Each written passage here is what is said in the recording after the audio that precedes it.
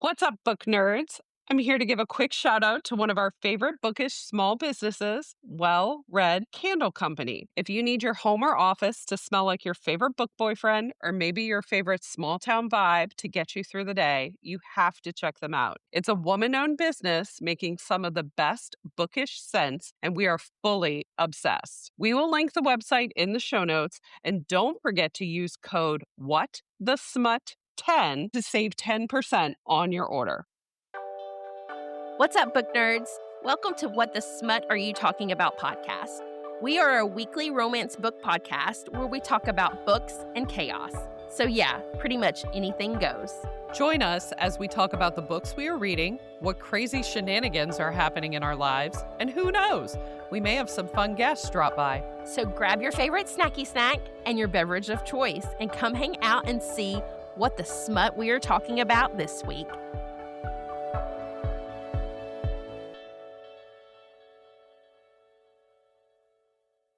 Hey, what's going on, Mary? Not much, Cortney. What's going on? How's the Diet Coke obsession of the day going? It's going good. I'm getting better. I've had one Diet Coke so far today, so Woohoo!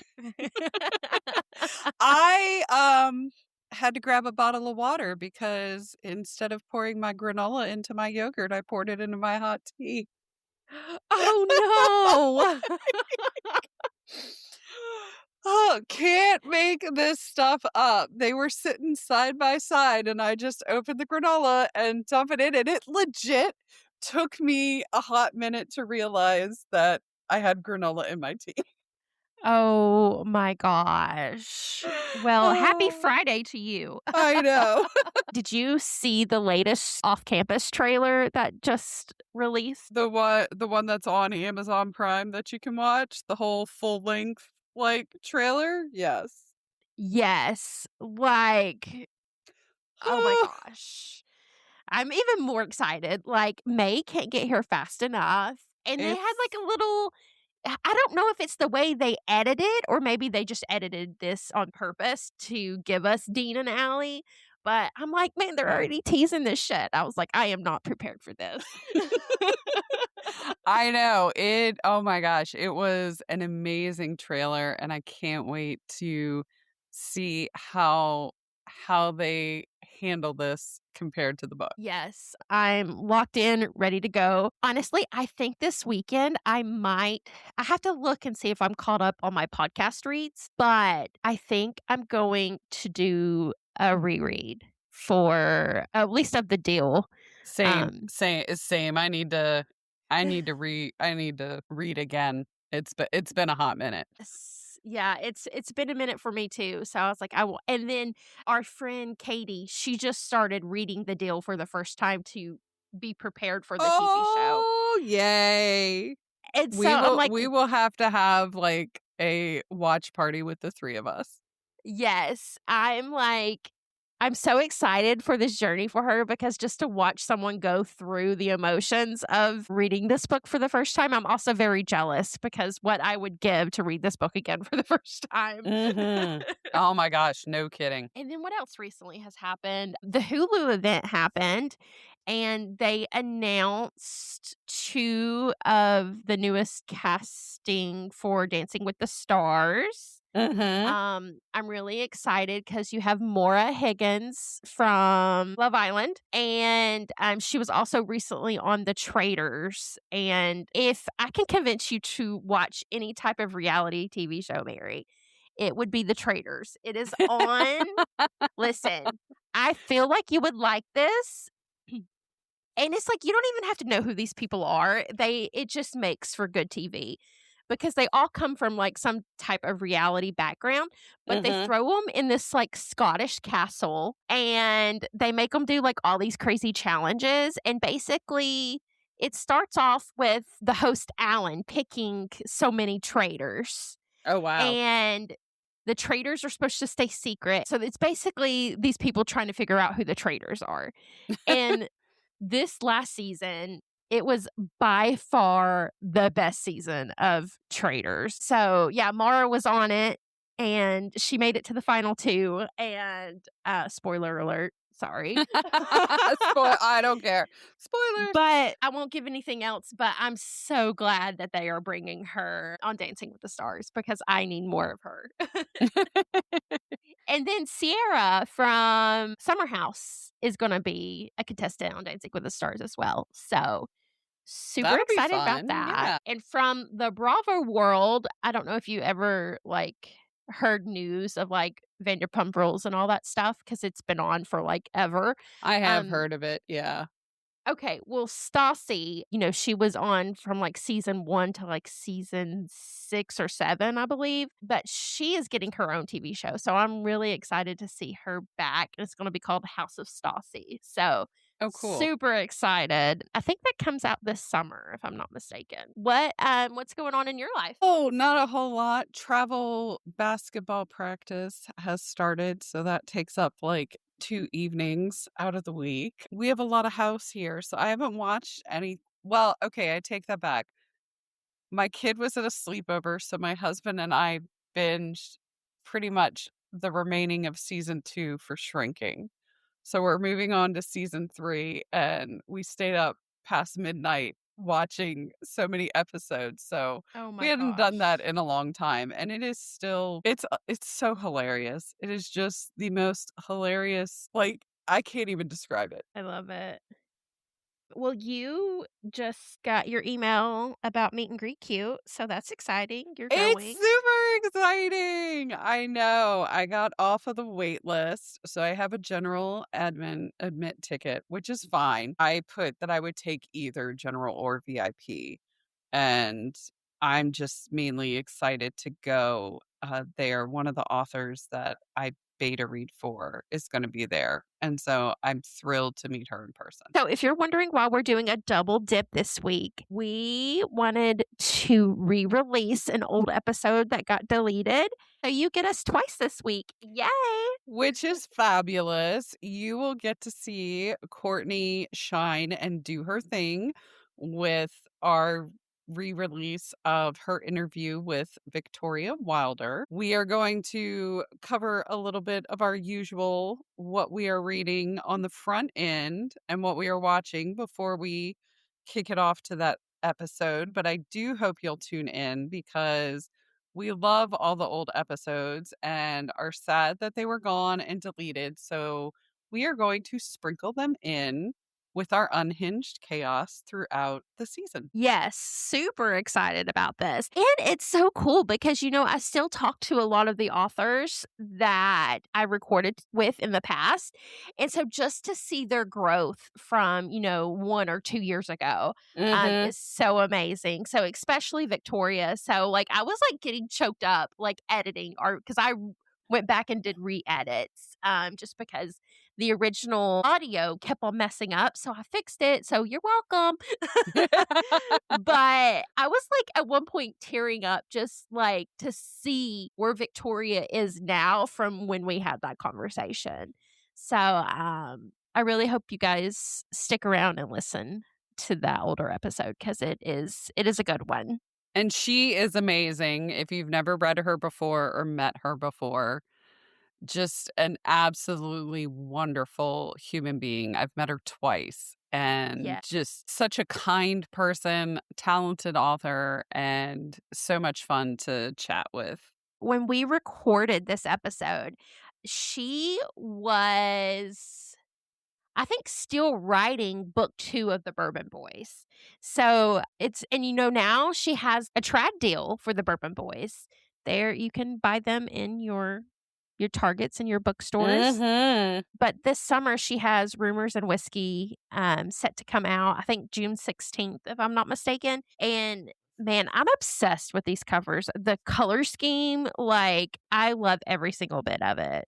And I did sign up for her ALC, so I Woohoo! really hope I get a Awesome. I hope so too. Well, speaking of reading, what are you currently reading, Miss Mary? I am reading Run Game by C.L. Rose. Are you And obsessed? yes, I am 64% in and absolutely obsessed. Like, okay, so I just have to the main female character, Dia, she makes a statement and she's like, "We're just going to put it in a box, lock that bitch up, and donkey kick it right into the ocean."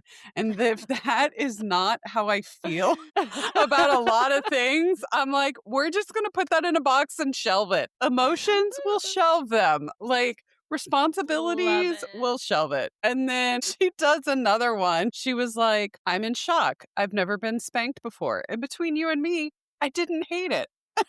Just like Love that. and then he, of course, has his lines where he's like, "What I want," he growls into my ear, "is to celebrate my wedding night inside my wife." So it's a accidental marriage trope. And then he also has the other one where he's like, "She tastes like my fucking wife." And I'm like, melt. Yes, please. like the way he is feral for her, and it is total he falls first. It is like forced proximity. They get married in Vegas, and just I'm here for it. So I'm excited to finish reading it. I'm definitely read out of order, but we're unhinged over here, so Right, right. we don't believe in order. And so this is book 2. Book 1 is Hot Route, which is his best friend Blaze and Dia from book 2, her best friend Mads. They're book 1. So Yes, I actually read that one. So I've read book 1 of each of her series. so you got book 1 down and I got book 2 down. Well, I have about 10% left. It's book 2 of the Mindfuck series. It's called Yes. Sidetracked by Yes. Abby. Yes. This is actually a reread for me because I read the series, I want to say a couple years ago, but I did the ebook version and Yeah. it was on my Libby. So I was like, okay, yes, please. I'm going to listen to it. So, but I think, Hoopla just gave me my bonus borrows for the month. So I think after I finish that, I'm going to move on to Dirty Little Secret by Kendall Ryan.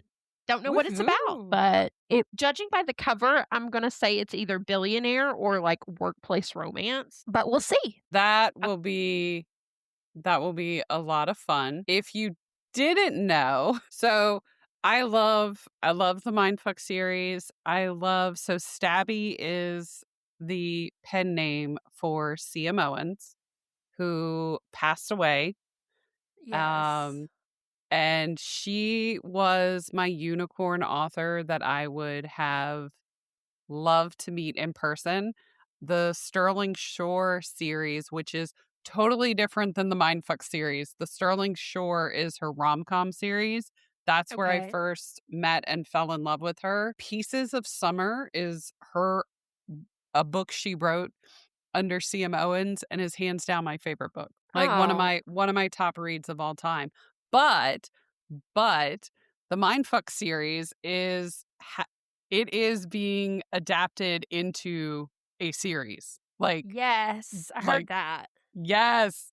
So the level of excitement over that, I hate that she's not around to see all of this happening, but I am so excited to watch this come to life and come into a series. Yes, me too. I'm super excited. It's very dark and twisted, but it's got a lot of dark humor with it for those who haven't Yes. read the series. But basically, if you took like Criminal Minds and made it a rom-com, I feel Uh-huh. like that's like the best way to Yes. describe It it. is. It is. It is. And I love that about her, that her humor, no matter what she wrote in, her humor just comes across, and it's so unique and original. And I will say she is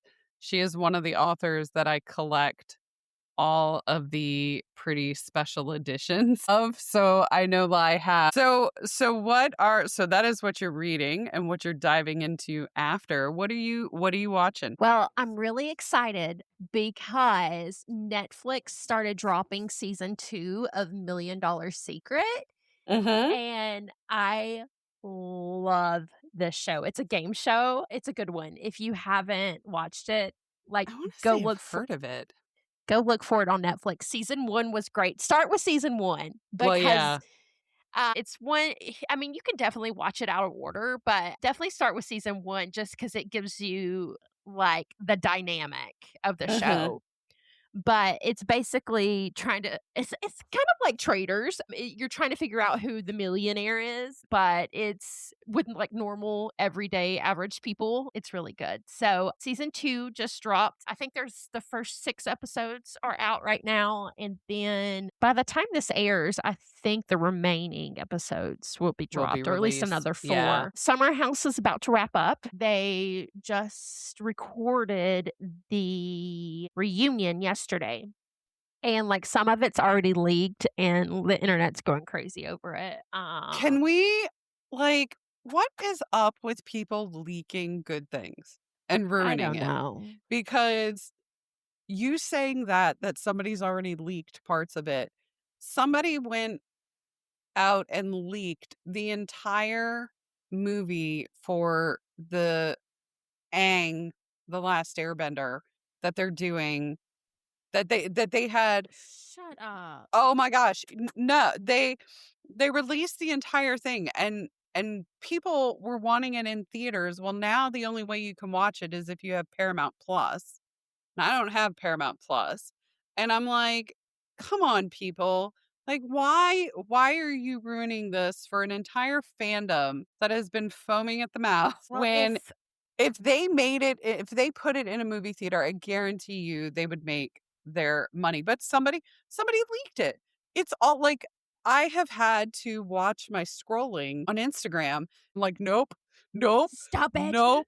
I'm like, I don't want to see it. I don't want anything ruined. I don't want the spoilers. Like I don't want them. I want to watch it in its purest form. Well, I know you mentioned earlier you and your husband stayed up late last night. Are y'all watching Yes. anything else, or is that the only We're doing our usual, like, we're keeping up to date with The Rookie, keeping up to date with Boston Blue as the new episodes come out. But that's about it. So, listeners, join in all our fun and let us know what you're reading, what you're watching. Do you have any unhinged parenting stories that you're willing to share? Or just unhinged parenting advice, drop it below and we will be sure to like, comment, and reply. Yes, and maybe even read some on air if they're unhinged Yes. enough. Well, we will see you on Tuesday for a regular episode, but stick around and enjoy this interview with Victoria Wilder. Hey, Victoria, how are Hello, you? I'm good. How are you? I'm doing well, just hanging out, relaxing on this I beautiful know, right? Sunday. Beautiful but cold. Yeah, it's chilly where I am too. Well, tell us a little bit about yourself. I am a romance author, obviously, which is why I'm here. Gosh, my life as a romance author didn't start that long ago. This is a second career for me. I'm in my early 40s, and after I had my second kid, decided to have a real big think about what did I wanted to do with the rest of my life. I lived in corporate world for a really long time. I worked in video game accessories doing PR and marketing, and I was super burned out. And, the world shut down for a little while, and it was, really forced me to hit the very end of Netflix, the end of the Netflix universe. And I was like, what do I do now? um, so I started reading, and the funny thing is, I've never been a huge reader. I was a have always been a cut corners as a kid, as a young adult kind of person. So like choose your own adventure novels, though that was my game. Like I really had never found the genre that I loved. And then lo and behold, there's this world of romance that I didn't know existed. And then just like when I like don't go I go from like zero to obsessed. Like I want to buy the shirt, like all the things. And that 1000% happened reading romance. So I started reading really heavily, and I had always done some form of writing, whether it was fictional for myself or marketing and press releases. So I've always written in some capacity, but I never really thought I would publish a fictional book and then decided, you know what, let me see if I can really do this. Wrote my first book, Peaks of Color, and then, had been involved in the Bookstagram community a little bit, made a lot of really amazing friends with other readers, but also with some authors too. I was able to be on some very cool women ARC teams and was able to find the right people that fit for me. So, like an editor and a cover designer. And all of a sudden, I was doing this thing where I was like, wow, I could really do this. This is amazing. I don't need the permission of someone telling me, is it good enough? Because if people read it and they enjoy it, then maybe it is good enough. Yeah. So I did that in 2022, published my first book. And now I am, 5 days away from publishing my seventh. So here I am, like I can officially feel like I can say I'm a romance author. I have real published works out into the universe. And it has become, an entire personality and, a world that I Right. really truly adore being in. So yeah, like snapshot view of who I am from a work perspective, but from a life perspective, I'm a mom of two kids. I have a really amazing partner who 1000% believes in what I'm doing, so I feel super lucky for that. And yeah, and now I'm just sort of chasing, the blips of time in between writing so that I can read a little bit and find something I really love so much and then, start writing the next book. So, yeah, that's me in a big giant long-winded snapshot.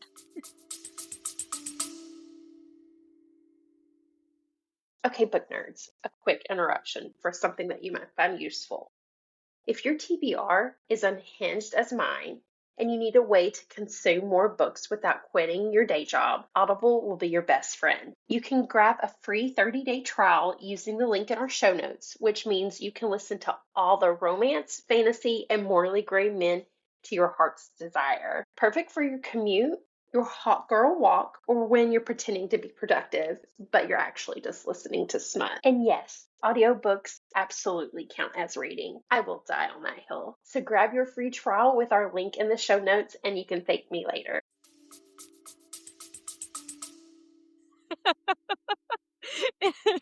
I love it. It's always like so intimidating to get that question asked. Like, oh, tell me Tell me about about yourself. yourself. And No, you're like, it's well, like, what do well, I how much say? do you have? How much detail do we want here?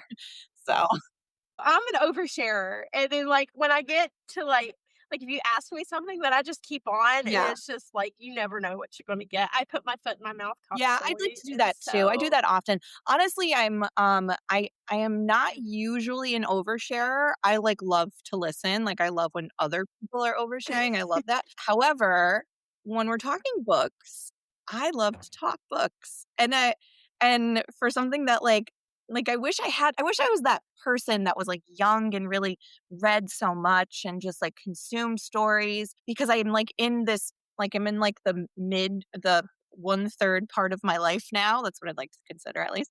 And I'm sad that I won't be able to read all of the books that exist that I want to read. Like I genuinely get like anxiety about the idea that I won't have enough time to read all of the good things out there. Um, you know? So you just you just reminded me of that scene in Gilmore Girls where it's like Rory was seeing I want to say it was like Gail's library for the yeah, first time. And she's like, there's so many millions of books in here, and I've only read exactly, 200. exactly. No, Sorry. I feel that. I totally feel that.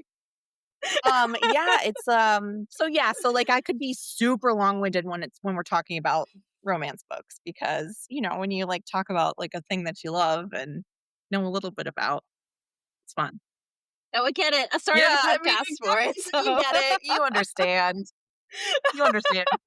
what's funny is like I never like wanted to start a podcast. Like I love podcasts, I love Yeah, listening to them, but I'm not like a huge social butterfly. Like I have my sure. moments, but this idea just happened. And my husband, like I come up with crazy ideas all the time. I'm like, but what if I do this? And so I came home one day and I was like, I think I'm gonna start a podcast. And he's like, I what? love it. I think it's And I was like, great. yeah.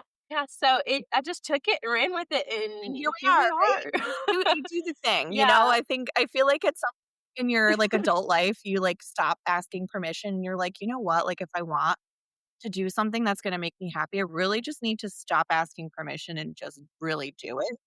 yeah, So cheers and to doing it. yeah, and I kind of, like, lost myself during motherhood, Mhm. and so this is, like, something Ugh, for me. I So, I yeah, yeah. I feel you. I totally feel you. I think if people don't feel that way, they're lucky and I'll be surprised, right? I feel like there's so much of you that changes when you become a mom and then that's your identity. Yes. And, then I remember having this moment where thinking like, yeah, I love that, but also there's so much more to me than that. Like there's so much more. I want to be more Yeah, than that. And not that I don't want to do that like hella good. But yeah, like finding an identity outside of motherhood is really yeah. difficult to do. And like you got to find your things. Yeah, for sure. I got to meet you in Nashville at Romance Era. So what have you been up to since then? Because I haven't got to talk to you too Yeah, much. so Romance Era, by the way, was a freaking fabulous show. I had a blast at that one. They did uh Yes. they did a top-notch show in my opinion. Since then, I think while I was there, I had just released Bourbon and Lies, which was the first book in my new series. Before that, I had done a 4-book series about 3 brothers and 1 sister who ran an outdoor sporting company in Colorado, and it's a small town romance. Really love kind of living in that small town found family vibe. And then had just released Bourbon and Lies when I was at Romance Era. So I had probably been starting to write Bourbon and Secrets at that point. That was in June. And I spent the majority of the summer writing that book, rewriting that book, editing the crap of that book. Um, and just gearing up for what the second book looked like. When I finished Bourbon and Lies, I had this feeling in the center of my chest where I was like, this feels different to me than the last 4 books. And I felt really proud of that first series. But something about the Bourbon and Lies book just felt different to me. It just felt really good, and I was excited to see where it would go. And it so has been and still continues to surprise the crap out of me how much people have enjoyed that story. And I think having that little like peak of success in a book really like really hit me hard. And I was like, oh no, now I got to do the next one better. And like that's been my goal with doing this. Like if each book could just get a little bit better, like that's the push for me. Like of course success in Yeah. this looks like a bunch of different things, right? Like turning it into a business, being able to actually make money doing it, being able to do it so that it can pay for itself, right? And then maybe making money doing it. But the creative part of me really wants books that are going to like that are sticky, that stick to your bones a little bit. And that's not going to be the case for everyone, but if I can leave people finishing my book and still thinking about it later, whether that's like a character or a place or a situation, then I feel like all right, I did something good. Like I did something really good here. So, like, throw that pressure on top, and it's really my own pressure. So, I was dealing with a lot of, can you make this next book as good, if not better, than the one that has just been doing very well for you? So, we're like That's a lot to live up we're to. 4 days away from, like, did I do the job? Um, um, Well, we'll have to circle totally, back totally. So, and what I've been up to. That's what I've been up to is just writing the hell out of this story, and then getting ready for the 3rd one. So, yeah, that's me. oh, amazing. Yeah, my book club chat is, like, blowing up talking about Bourbon and Lies. I'm like, "I haven't read it yet, so don't spoil I it know. for I feel me." like I've got a bunch of your girls that are reading the advanced reader copy. So, I'm like psyched to Okay. see what happens, like, once it comes out and more people get to see it. Because the fun part about Oh, writing yay. romantic suspense is that there's always someone has a theory, like, who like, what's the Yes. twist? Am I gonna see it coming? Like, and that's what's been really fun about writing romantic suspense is having that, like, additional layer, that additional plot layer, which just also makes it more fun to talk about in book clubs and big groups and stuff. For So sure. Yeah, like, literally right before we started recording, your name, like, popped up on the Discord chat. I was like, "Oh, I know what Oh, y'all are nice. doing." Oh, thank you for making me feel very cool for a second there. I myself just finished, the ALC Oh, of you December did? Midnights. So, yeah, I'll be working on a review here in a little Awesome. bit, Yeah, I did but, I loved it. you. Yeah, December Midnights, is my holiday novella. I released it last year, so ebook and paperback last year, and then when I was starting my research for doing the audiobook for Bourbon and Lies, have my narrators all set, but their recording time was going to be a little while because I wanted really specific narrators for that. And I was like, maybe I've got a little time to do, like, what if I breathed a little extra life into December Midnights? And my producer at One Night Stand was like, yeah, she's like, you've been bit by the audio bug. So I was like, Katie, let's find good people for this. It's not fantasy. It's just like a little more of a magic winter solstice type vibe. Yes. I was not expecting that, so, that was a nice Yeah. surprise. I loved everything about it, Oh, that though. makes me happy. It was because I'm typically not a novella reader, Yeah. like, because the pacing is usually all wrong Yeah. for me. I get it. The only novellas I gravitate towards is Yeah. Christmas novellas, and so I saw yours pop up. I was like, "Ah, I gotta Yay. request Yeah, it." novellas, I have some author friends that can, like, bang out a novella, and it is, like, an easy ride for them, and I tend to be a long-winded writer anyway, like, most of my books are in, like, the high 3s, low 400 page count, so when my editor was like, "Well, 35,000 words is a sweet spot," so that's around, like, 110 to 120 pages maybe. I was like, "Oh, no, how am I gonna develop how is there gonna be character development in that in that tiny little area?" So I pushed it. It's 140 pages, in print, but yeah, you do the best you can to, like, feel like these people are having some sort of growth in a very small novella where, there are other novellas that it's like a specific time period, right? Like an evening or something, and that just it makes it a little bit easier to Yeah. tackle something like a shorter story then. But yeah, I give people that do novellas consistently so much credit because they're hard. Like, that was hard for me. What made you decide to write your first book? So I think it was a lot of, like, timing and circumstance that pushed it forward. I had been toying with the idea of writing for a long time, but there was never like a push to do it. And then I've been involved in the Bookstagram community, like I mentioned before. I was able to, like, have kind of this direct line to some authors that I had worked on their art team for and ask real questions what it looked like to publish. And I think the most intimidating part was always, like, optioning your book and query letters to publishers and agents and, you know, getting that approval of whether or not it was good enough. And I think that removing that barrier to entry for me was exactly what I needed in order to say, let's do this. Like, if you can build a community and have people that believe in your work, then maybe you don't need the approval of somebody that tells you whether or not you're good enough to do it. So that was sort of the mentality I took. I think that's the mentality a lot of independently published authors take, right? Which is, write the story, build the community, sell the books instead of, write the book, ask for approval, see if you're good enough, and then build the community. And that's, I think everybody's author's journey is a little bit different, but that's where I began. It was like, let's see if we can do this. And I had some very, like, prolific authors give me some very sage advice about, setting real deadlines for things. Abby Millsaps was one of them. I'll forever be grateful for her for just saying to me, I she's love Abby. wonderful, just saying to me, you know what, you need to make a plan. You set your deadlines. You do your things. You treat this like you hold yourself accountable. And I think everybody probably has one book in them at least. But if you want to be a working author, you also need to think about, well, what does that look like? Because you're not going to, granted, there are some people that will write one book and they will become madly successful in that one book. But most authors need to keep writing the next story, right? If you're a working author, if you're a working published author, Yeah.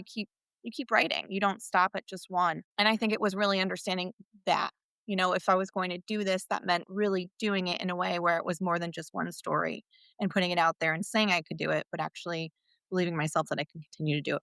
after that first book was released. So when you go to, I guess, plot or write a book, like how do you build your characters? Like, does it just come to you? Is it inspiration from a real life person? Do you just get your ideas off of Pinterest? Like, it Yeah, I intrigues mean, me. it's always a combination. I have not had any characters like come speak to me. That's not how my brain operates. I a lot of times will think of a situation, like an actual scene with a character maybe first. If I'm building out a character profile, I definitely will start building a playlist on Spotify and try to get the vibes first. And then I'll look through things like Pinterest. I have a cover designer, illustrator friend who draws and paints these insanely beautiful characters, and I've like pulled a lot of inspiration from her designs, just on like feature sets at least. But I Yeah. think it's a lot of like, you think about characters from movies that you've loved. When I started writing Bourbon and Lies, I really approached this series as, okay, I want this series to be my breakout series. I would love for this series to do big things for me. But if it's not going to, then I want to at least feel like I went out with a bang. Like I really did the thing. And my favorite movie of all time, since I was, probably too young for it to be a favorite movie, is Romancing the Stone. Um, and it's like this crazy 80s movie with Kathleen Turner and Michael Douglas and Danny DeVito. And it's about this romance author who goes on this journey to save her sister from these crazy people. And she follows a treasure map and she gets lost and stuck in the jungle. And it's all these like crazy things. And her name is Joan Wilder, which is where I got the last name for my pen name. And I just thought, like, if there could be components of that story woven into this book, it would feel like a part of me. So, the book is not like a retelling of that story. There's just little pieces of it that are there, a little bit of like that character style. Snakes are really important in that movie, and they are an important component for Bourbon and Lies. So, there's just like pieces of it that I like pulled from that felt like part of me building the story. So, where do I get my inspiration from? Kind of all over. Sometimes it'll be like an image I see on Instagram, and it'll spark like, what would my character say to this? And that'll just like create like the dialogue in my line. And a lot of times I do very loose I do outlining. I'm trying to work on, at least for book 3 in this series, I'm trying to work on doing a more detailed plot line, to hopefully help me move along a little more consistently as I write in the next book. But a lot of times I'm learning who my characters are as I'm writing a scene. I'll have an idea. Like, I knew for Bourbon and Lies, I knew that my male main character, Grant, was going to be very like a closed off, like almost like a grumpy. He had like a lot of these really hard things happen to him in the beginning of the story, and you kind of like know that that's why. But his softer side didn't really come through until I started writing the scenes with the FMC. So, like, a lot of times I'm learning who these characters are as I'm writing. And a lot of times some of the things that I write don't end up making it into the story because it was more just like a discovery component for me. And maybe it didn't push the story long enough, but it needed to be written so that I knew how these characters maybe operated or what their arc was as the story moved on. What would be your favorite trope or tropes to Ooh. write? Well, I don't know if you could call it a trope or a subgenre, but I really am loving romantic suspense. I'm enjoying Okay. writing that very much. And I also very much enjoy small town. It's so much fun to build out a small town as a writer, and found family. I really like that found family vibe, and building like character relationships, some that already exist before you're introduced to them, what that looks like beforehand. So those are probably like my standard Yeah. favorites, right? Small town, found family. But like, as far as like the couple is concerned, I just love writing banter and like what that can do for chemistry. So like that hate to love vibe is one of my favorites. It doesn't even necessarily have to be enemies to lovers, but that hate to love, that animosity at the beginning is just so much fun. So that's probably my favorite. Yes.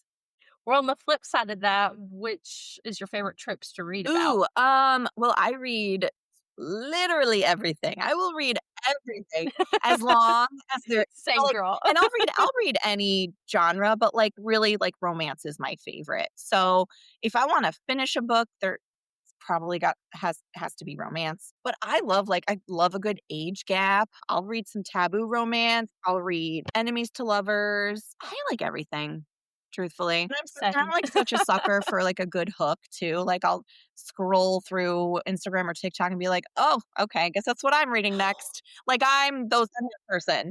Yeah. Ads ads Yeah. get me every Yeah. single time.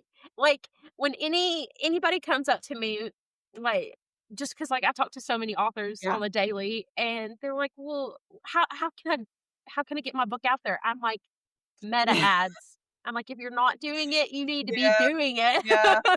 Yeah, or just like a really good reel Yeah, hook or a TikTok hook. Honestly, they're golden. yeah, I'm always thinking like, oh, well, I'll throw that on my TBR, and then I'm such a mood reader. Like I'm personally such a mood reader that if I unless I'm really excited for a book to release, like I have a couple of author friends where I just like I gobble up whenever.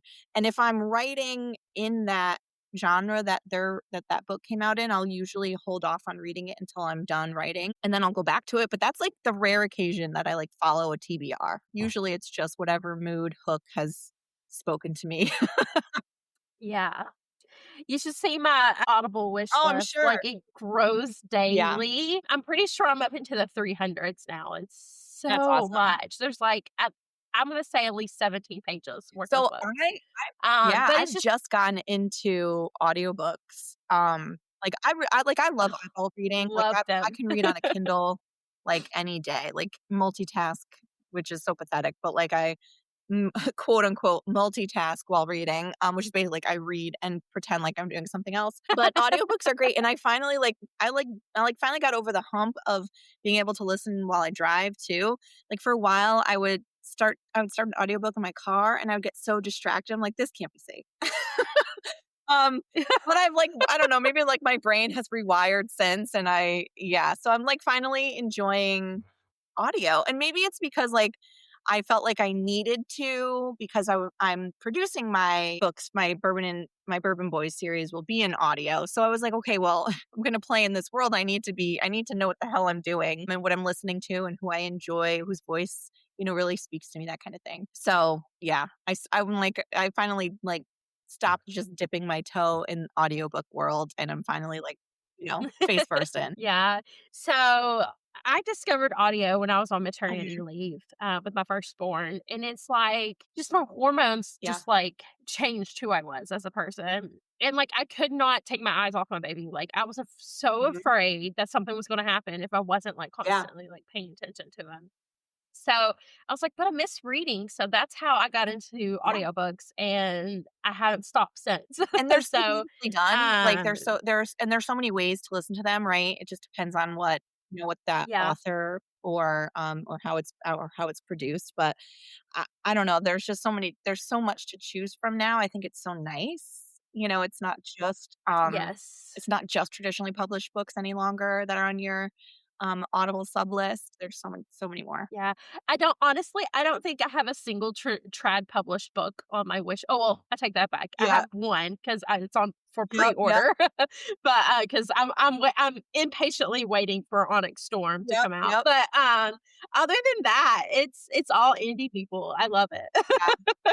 If you could go back and relive the experience of publishing your Mhm. first book, what, if anything, would you do differently?